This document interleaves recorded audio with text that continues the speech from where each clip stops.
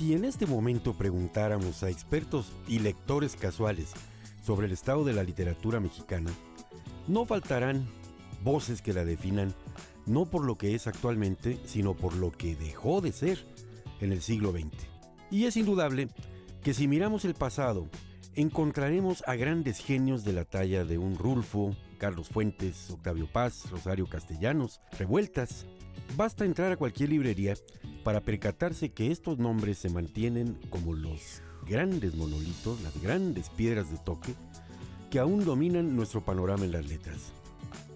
Y teniendo un pasado tan brillante en calidad literaria, ¿no es entonces redundante preguntar qué es lo que se puede esperar en este México nuevo? En este México del siglo XXI. En esta primera parte de mi investigación sobre la literatura mexicana, voy a explorar precisamente el mundo de aquellos escritores que, quizá de la forma no ortodoxa para muchos, se dedican actualmente a expandir las fronteras de la creatividad literaria, a reformular y replantear las temáticas universales y a transformar a nuestro mundo bajo el enfoque particular de su mirada. Bernardo Fernández, mejor conocido como Bef, es un escritor que llegó a las letras a través de los cómics. Entre sus muchas novelas se encuentran Cuello Blanco, Hielo Negro y Ojos de Lagarto. Platícanos de tu impresión cuando te pregunté que si habías tú tallereado para hablar de maestros. A mí lo que me pasó, mi amigo Gonzalo Martré, que además le mando un saludo muy afectuoso, es escritor un escritor además muy interesante porque fue de los primeros, creo que él se precia ser de los primeros escritores de novelas pornográficas en México. Una de sus primeras novelas se llamaba Coprofernalia, que ya desde el título empieza a decirlo todo. Hace la primera novela del 68 en México, en fin. Sí. Y él contaba, y aquí voy a citar textualmente, SIC, ¿no? Él decía, los talleres literarios sirven para que tú llegues, leas un cuento, y entonces todo el mundo te va a decir que eres un pendejo porque tu cuento está sobreadjetivado y los personajes no están caracterizados. Entonces tú te vas muy enojado, regresas y a la siguiente semana y te lees otro texto y te dicen, tú eres un pendejo porque tu texto está sobreadjetivado y los personajes no están caracterizados. Y entonces tú tienes que decirles, pues esto, pendejos, lo escribió Philip K. Dick y ustedes nada más tienen ganas de estar chingando. Entonces que lo haces bolas, se los avientas y te vas a escribir a tu casa. Y te vas a escribir. Cierro la cita. Si la literatura moderna de México tiene su origen en las trincheras y en los trenes de la revolución, es ahora la urbanización, el posmodernismo y la globalización la que la define.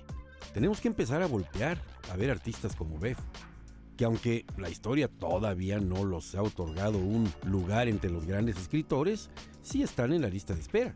No por eso dejan de representar tampoco propuestas provocadoras, verdaderamente provocadoras y de una enorme calidad.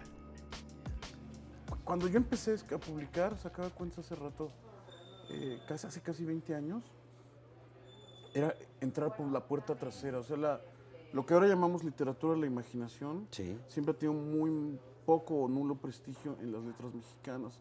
Los autores que han trabajado esos temas, hasta les llamamos los raros, ¿no? Cuando hablamos de Francisco Tario, de Amparo Dávila, por hablar de hace 2 generaciones.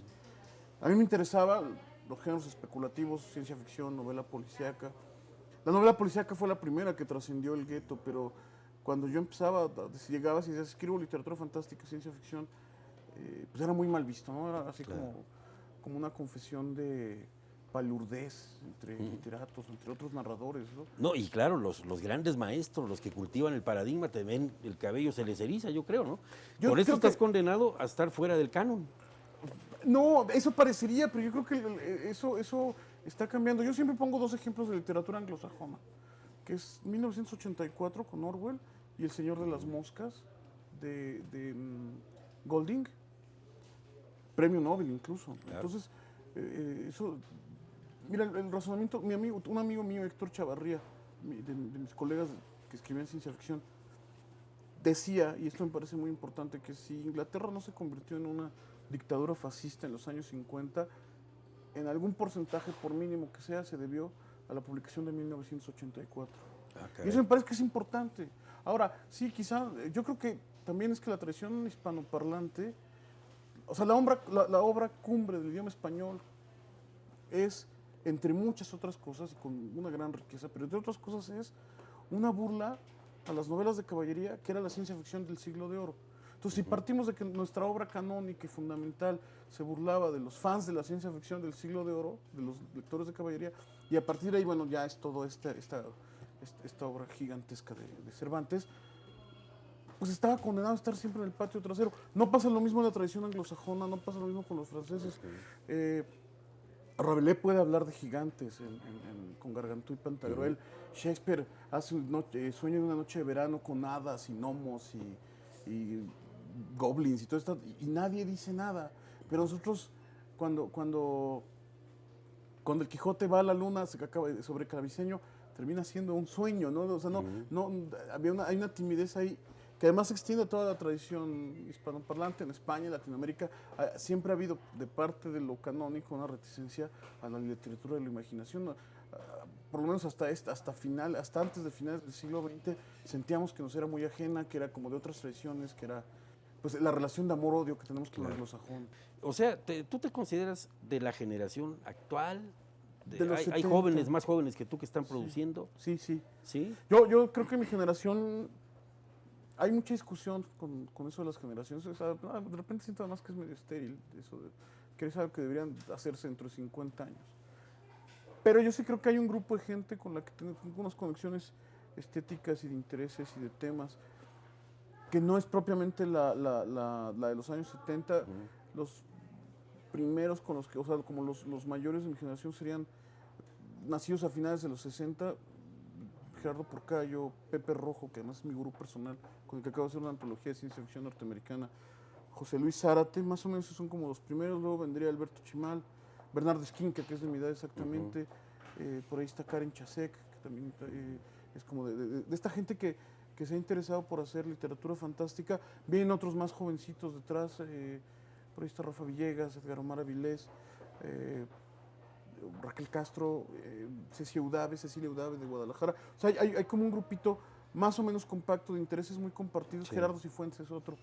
Se me va a olvidar seguro y al rato que los van a reclamar, pero me refiero a un grupo que va más o menos como de finales de los 60 a unos 10 años adelante, que todavía 1980. Digamos que fundaron una república de las letras para acudir a los clásicos. Lo veo más ¿Se ven ustedes entre sí? Como un grupo ¿Hay una comunidad? No, hay de intereses compartidos.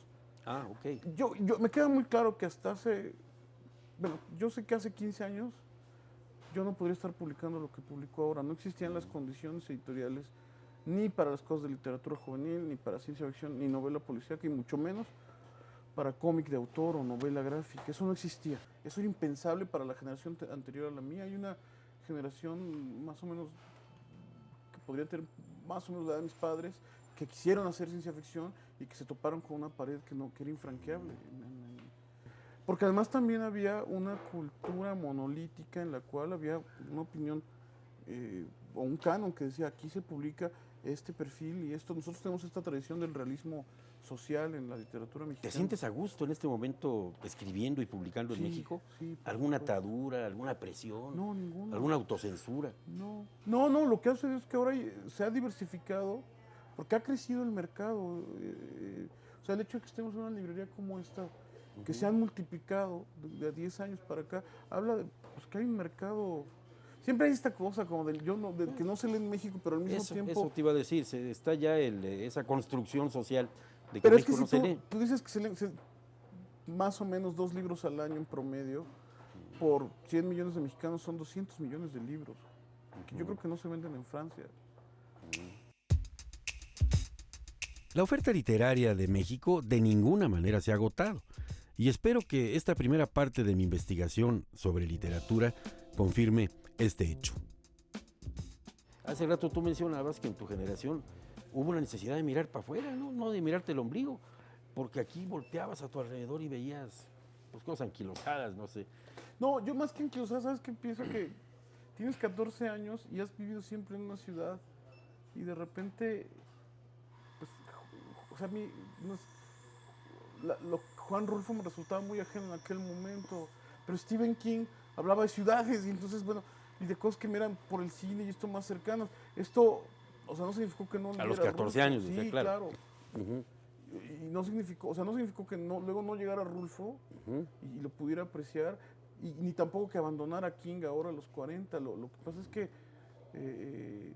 por lo menos en ese contexto inmediato, me era más cercano. Hoy, ¿no condenaría eso a una especie de provincianismo? Hablar de literatura mexicana, cuando hace rato mencionabas que las claves y los temas siguen siendo lo mismo, la universalidad, lo trascendente, ¿no?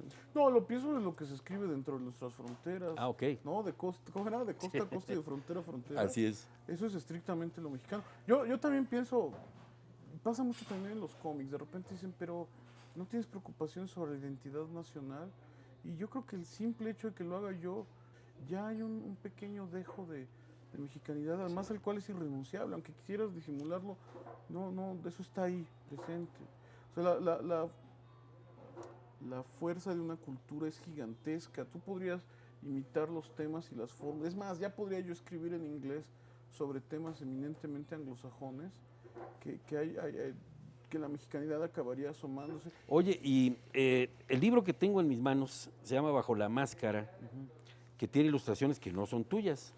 De Patricio Beteo. Patricio Beteo. ¿Este es el más reciente? El último, sí. El de este está El más todavía, reciente. huele a horno. ¿sí? Acaba de salir, incluso apenas se está distribuyendo. Se va a empezar a distribuir. ¿Alguna referencia cibernética de héroe? No, son superhéroes, es una novela de superhéroes. Es una novela de superhéroe. Norman Mailer dijo o ha dicho que la gran aportación de los Estados Unidos a la cultura universal son los cómics. Y bueno, dentro de el género de los superhéroes es muy importante. Incluso al grado de que estoy convencido que lo tenemos asimilado, incluso más allá de estas cosas que decías de nerds de Big Bang Theory, más allá de estas películas ahora de Marvel y todo esto, ya es como un, y me voy a permitir usar, espero que correctamente, es un meme en los términos de Richard Dawkins, que se autorreproduce en nuestra cultura. Incluso esta película de Oliver Stone que se llamaba Salvajes, que causó mucho escozor en México, porque se percibía como muy ofensiva a los mexicanos, esta con Salma Hayek. Yo sostengo que es una película de superhéroes, nomás que no hay capas ni máscaras. Pero es una película de superhéroes, toda la estructura es de común de cómics de superhéroes. Me queda claro, sin embargo, que es una cosa igual que el jazz y que igual que el bourbon, que es de denominación de origen. O sea, en los cómics, fuera de los Estados Unidos no hay superhéroes, en Japón no existe la cultura de los superhéroes, en Europa no la hay, ciertamente en Latinoamérica no hay. Se han hecho pastiches, imitaciones, parodias, homenajes. Japón ha hecho algunas cosas, ¿no? Yo recuerdo. Pero estaba el Ultraman, pero no es propiamente un superhéroe. Ah, ok. Esta cosa de la doble, de la capa y la máscara, la doble identidad, la historia trágica casi siempre, todo esto es una cosa como bien norteamericana. Y la cosa bien mal, ¿no? Exacto. Sí.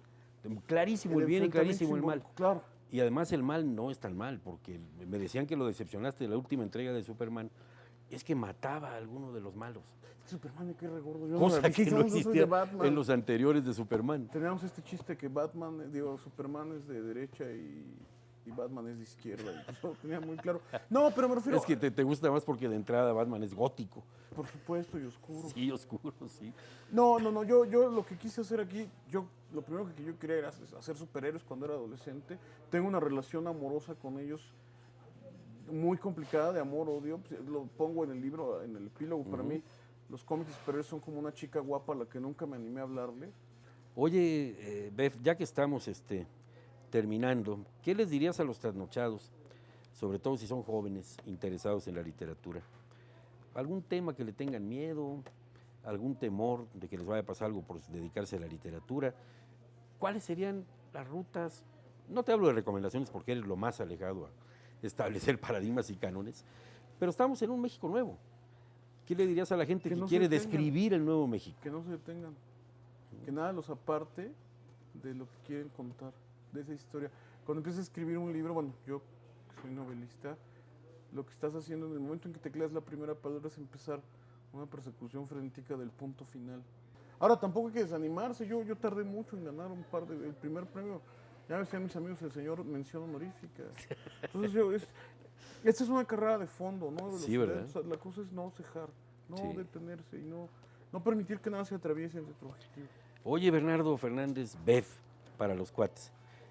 Qué gusto, ¿eh? Y qué a gusto platicar contigo en este entorno de la librería Purrúa.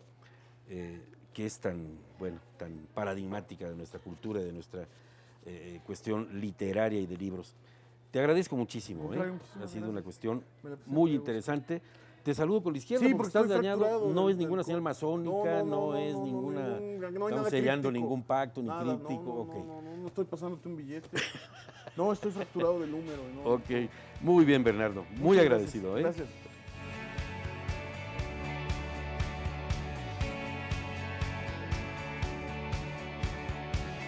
En los siguientes episodios habré de explorar la historia de nuestra literatura, comparar perspectivas sobre las grandes obras literarias y descubrir los confines de este panorama de letras que han hecho a nuestro México un país fértil en originalidad, creatividad y vanguardismo. Pero estos temas, amigos, tendrán que esperar a la próxima semana en que ingresaremos de nueva cuenta al Nuevo México.